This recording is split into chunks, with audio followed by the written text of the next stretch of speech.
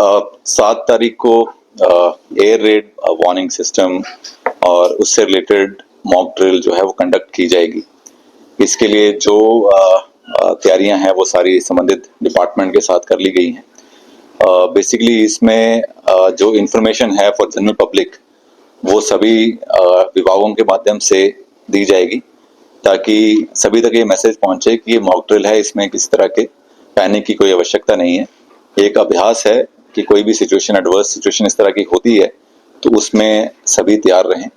सभी डिपार्टमेंट जिनकी अपनी अपनी जिम्मेवारियां इसमें निर्धारित हैं वो उनको कैरी आउट करें। साथ ही साथ जनरल पब्लिक भी है वो अपने जो प्रोटेक्शन मेजर्स हैं, जो ड्रिल्स हैं, बेसिकली जो समय समय पर डिजास्टर से रिलेटेड सिखाई भी जाती हैं, उनके थ्रू अपना बचाव करने में भी थोड़े सक्षम हो सके।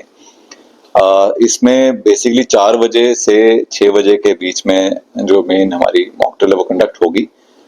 सायरन जो है वो 4 बजे साउंड ऑफ किया जाएगा। उसके बाद जो संबंधित डिपार्टमेंट के अधिकारी हैं वो इमरजेंसी ऑपरेशन सेंटर जो हमारा है ईओसी, वो यही परिसर रहेगा और ये जो हॉल है इसमें सारे एकत्रित होंगे। एंड इसके बाद स्टेजिंग एरिया एक बनाया गया है जिसमें हमारे जितने भी रिसोर्सेस हैं, चाहे वो एम्बुलेंसेज हैं, क्रेन्स हैं, हमारे फायर ब्रिगेड हैं, संबंधित अधिकारी हैं, वो ताऊ देवीलाल स्टेडियम जो है वो हमारा स्टेजिंग एरिया होगा, वहाँ असेंबल होंगे। फिर इंफॉर्मेशन जो है वो वेरियस कम्युनिकेशन चैनल्स के थ्रू, कई बार नॉर्मल कम्युनिकेशन चैनल वर्क नहीं करता लेकिन जो रेडियो कम्युनिकेशन है उसके थ्रू इंफॉर्मेशन जो है वो ईओसी के थ्रू सभी को पास ऑन होगी। एंड उसमें जहां भी कोई इंसिडेंट हुआ है उसकी जो इंफॉर्मेशन है वो रिसीव होगी एट ईओसी, और ईओसी के बाद वो स्टेजिंग एरिया में इन्फॉर्म किया जाएगा और वहां से जितनी हमारी रिस्पांस टीम है वो वेरियस लोकेशन की तरफ मूव करेंगे और वहां अपने जो भी रेस्क्यू रिलीफ मेजर्स वो कैरी आउट करेंगे। इसके अलावा इसमें एक एडिशनल जो एक गतिविधि है वो ब्लैकआउट की गतिविधि है। वो टेंटेटिव टाइम उसका रात के 9 बजे है। कुछ इसमें जानकारी कल सुबह एक इसमें महत्वपूर्ण बैठक है उसके बाद इसमें उपलब्ध होगी। उसमें बेसिकली ये है कि सभी को अपने जो लाइट्स हैं उनको स्विच ऑफ करना है, कर्टेन्स पुल करने हैं ताकि जो पूरा ब्लैकआउट है वो इफेक्टिव हो सके। एंड ये जो एक इफेक्टिव मेजर्स है जो एयर रेड के उसमें इंसिडेंट के वक्त किया जाता है, तो उसकी एक तरह से प्रैक्टिस हो सके। मॉडल की बात करें सर, कौन कौन सी लोकेशन से डिसाइड की गई है जहाँ पर ये बेसिकली इसमें हम इंस्टीट्यूशनल एक साइट डिसाइड करेंगे, एक कमर्शियल साइट डिसाइड करेंगे और इंडस्ट्रियल एक साइट जो है वो भी हम एक फाइनलाइज कर रहे हैं। जो हमारी मेजर इंडस्ट्रीज है उसमें से एक साइट को चूज करेंगे। एंड कोई और जो अपना जैसे हॉस्पिटल की साइट है उसको भी हम डिसाइड करेंगे। सो इसकी जो सारी रूपरेखा है वो अभी हमने कुछ चॉकआउट की है, लेकिन जो विस्तृत जानकारी है वो कल जो सुबह की बैठक है उसके बाद हम और डिटेल में दे पाएंगे। वेरियस माध्यम से हम आपको भी सूचित करेंगे और जो हमारे सोशल मीडिया हैंडल्स हैं उसके माध्यम से हम सूचित करेंगे। सर 4 बजे से लेकर 6 बजे तक का जो समय है वो किसी का समय है, लोगों का पैनिक ना हो, लोगों में भगदड़ का माहौल ना बने, क्या लोगों तक भी ये बात पहुंचाएगी कि इस तरह की कल होने वाला है?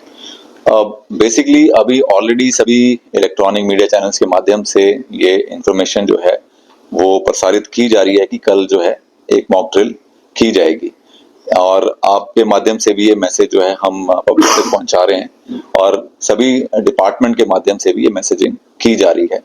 सुबह स्कूली बच्चों के माध्यम से भी ये सारा इंफॉर्मेशन जो है सभी तक पहुंचाया जाएगा।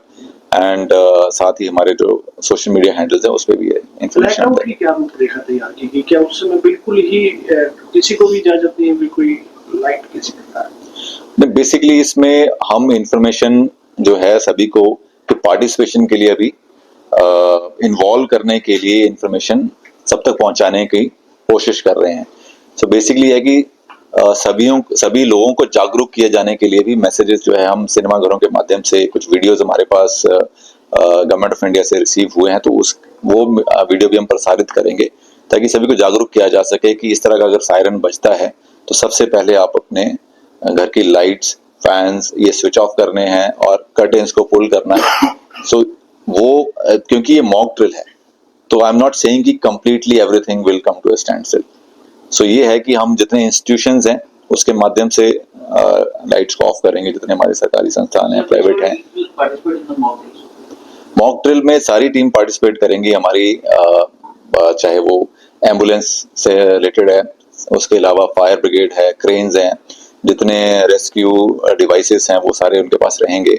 तो एक पूरी टीम, कॉम्प्रिहेंसिव टीम बनती है एंड वो टीम का भी एक कमांडर नियुक्त होता है एंड देन वो एक पर्टिकुलर साइट में सारी टीम, कॉम्प्रिहेंसिव टीम भेजी जाती है ताकि उसमें वो रिलीफ मेजर ले सके, कोई रेस्क्यू मेजर्स कैरी आउट कर सके।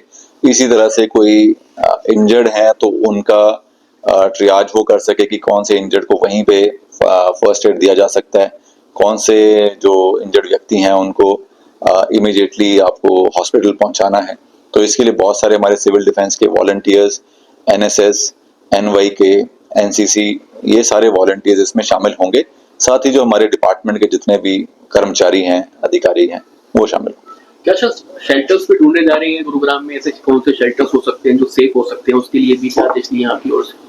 बेसिकली जो हमारे पास इससे रिलेटेड इंस्ट्रक्शंस होती हैं उसमें ये है कि इस तरह की सिचुएशन में जितने भी हमारे पास, वैसे तो ट्रेंचेस का भी जिक्र होता है, आपके अंडरग्राउंड बेसमेंट पार्किंग का जिक्र है, कोई अंडरपासेस हैं उसमें जाने का जिक्र है कि इस तरह की सिचुएशन होती है तो आप अपने आप को खुद को बचाने के लिए इन लोकेशंस पे, उन जगहों पे आप जा सकते हैं।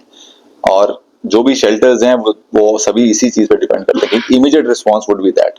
आफ्टर दैट जितने भी हमारे संस्थान हैं, चाहे वो सरकारी संस्थान है, इवन प्राइवेट संस्थान भी, किसी भी डिजास्टर जो सारे जो रिसोर्सेज होंगे डिस्ट्रिक्ट के, उन सारे रिसोर्सेज को एक जगह पर जो कलेक्ट किया जाएगा, ये जो लगाना चाहेंगे वो लग जाएंगे।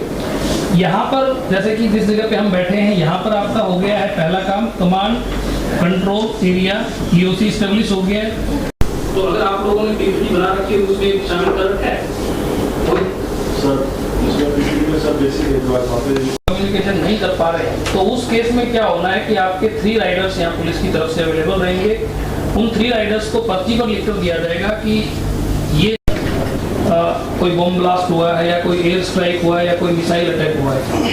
तो वहाँ पर आपकी इंफॉर्मेशन जाने का तरीका, या तो आपके टेलीफोन काम कर रहे हो तो आप